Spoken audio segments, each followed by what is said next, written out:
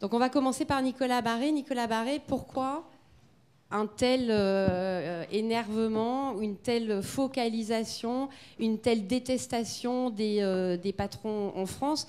On s'en doutait un peu, mais là, ça prend des proportions un peu compliquées aujourd'hui. 4 minutes. Oui. D'habitude, je porte jamais de cravate, mais là, j'ai fait une exception pour Jean. Donc, j'espère que tu y es sensible. En 4 minutes, plus sur l'image des patrons, je pense qu'il y a deux grandes explications qui peuvent, à mon avis, dire pourquoi il y a eu une telle détérioration. D'abord, je pense qu'il faut faire un peu d'histoire. Et en France, c'est vrai qu'il y a une tradition de discours antipatronal qui remonte très loin.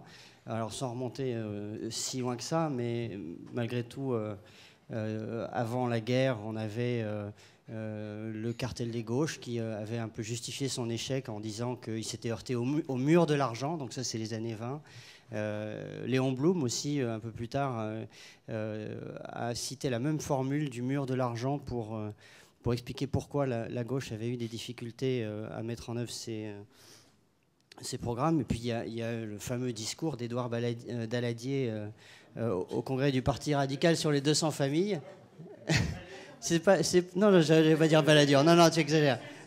Non, parce que lui, il est plutôt de l'autre côté quand même. Oui, donc j'ai 30 secondes de plus grâce à toi, Jean, merci.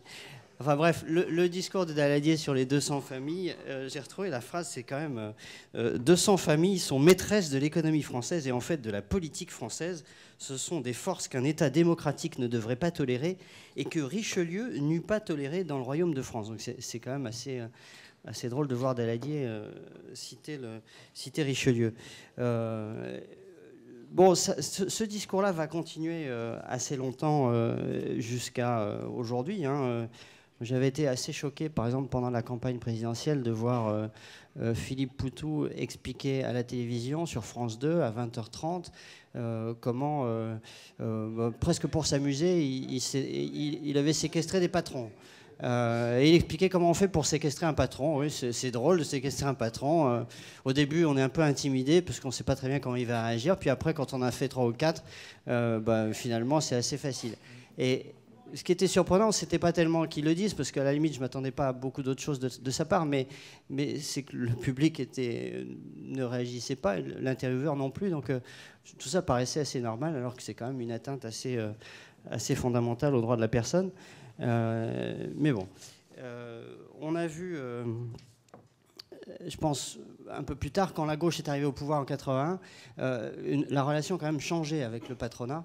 Et puis un Laurent Fabius, par exemple, expliquant qu'il fallait arrêter ce discours cet antipatronisme. Il avait appelé ça comme ça, c'était un néologisme assez curieux.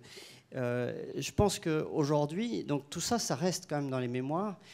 Et puis parallèlement, il y a un autre phénomène qui est lié, alors beaucoup plus actuel, qui est lié au fait qu'une grande partie de la classe politique ne comprend pas ce qui se passe dans l'économie et a du mal à garder des repères sur ce qui se passe également du point de vue de la mondialisation.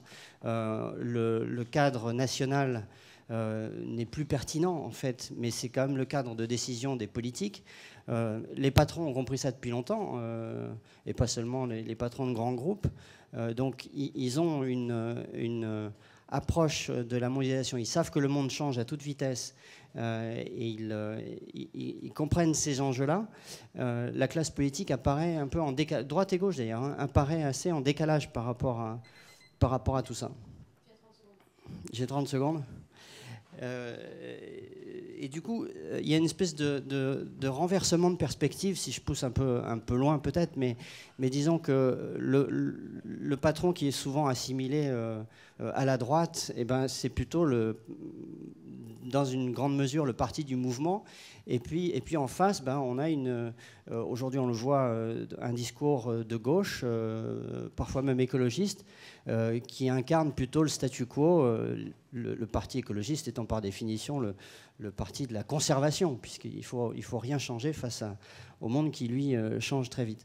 Voilà, donc on a un peu un renversement de perspective entre les patrons qui bougent et qui sont plutôt traditionnellement assimilés à la droite conservatrice, versus la gauche qui devrait être le parti du mouvement et qui est plutôt celui de la conservation et du statu quo.